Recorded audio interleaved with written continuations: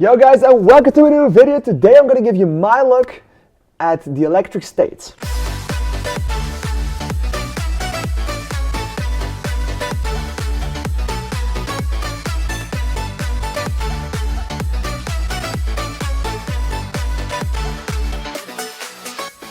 I think we can all agree on the fact that this movie absolutely had a disastrous release on Netflix. Can we all agree on that? Wow, what a train wreck was that.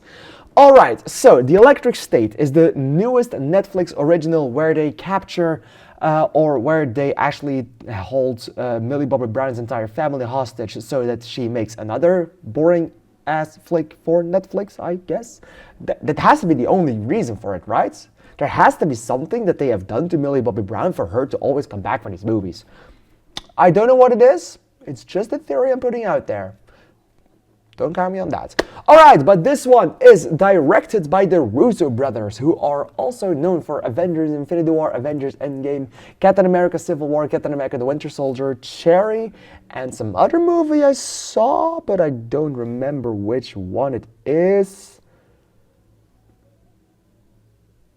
No, can't remember. Okay, that's not important. They made The Electric State. It's one of the most expensive movies ever made, maybe the most expensive, with a budget, for the production budget of $320 million fucking dollars.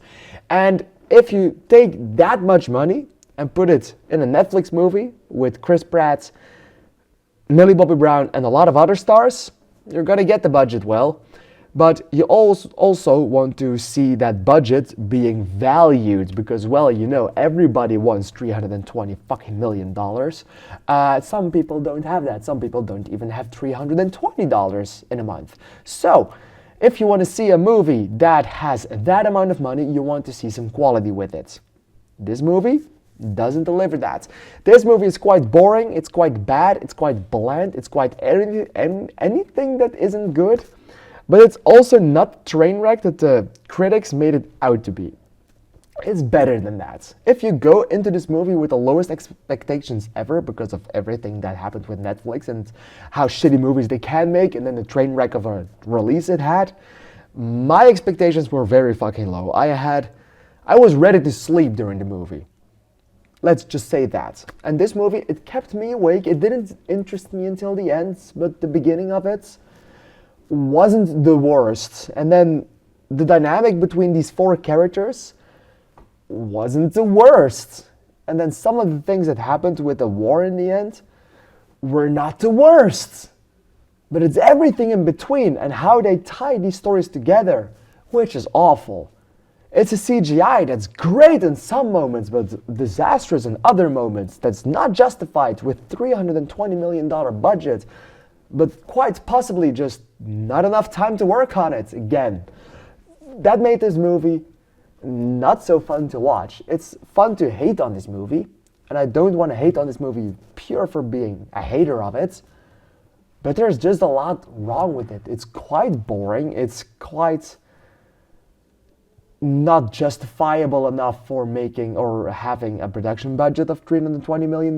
It has some fun interactions between Millie Bobby Brown and the robot and Chris Pratt and his robot. We all see that they love doing this job and that they love being part of this movie. Great for them, but it's just that none of the other things really fucking worked. Also, the designs for some of these things, like for the human bot hybrids where they put on a VR helmet, that was disastrous. I really didn't like that. The bad guys were very cliche. The story was even more cliche. The twists and turns they tried to do in the end just did not work. And this movie, even though it is not the train wreck I thought it was going to be, it's still a pretty bad movie because of that. And because all the movies that the Russo brothers made after Avengers Endgame make me think like, how did we ever trust these guys with those Avengers movies?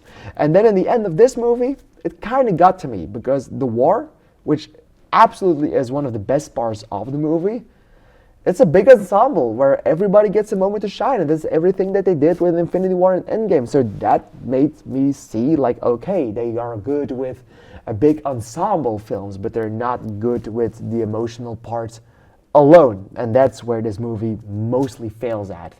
The movie, even though it looks kind of good and has some decent story beats, The story is not okay. The story is not fun. The story is not interesting enough to justify a runtime of 2 hours and 10 minutes and a production budget of $320 million. He isn't going to repeat it because it's insane.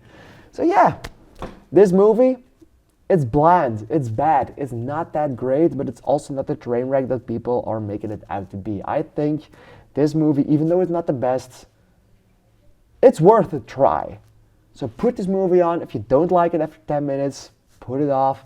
And if you do like it after 10 minutes, try to sit through it, because there are some fun things happening in it. For me, I'm going to give this movie 2.5 stars out of 5. I didn't hate it, I just disliked it a little bit. What did you think of it? Please let me know in the comments down below, because I'm really excited to hear your opinion on it, and I want to thank you for watching. Bye bye.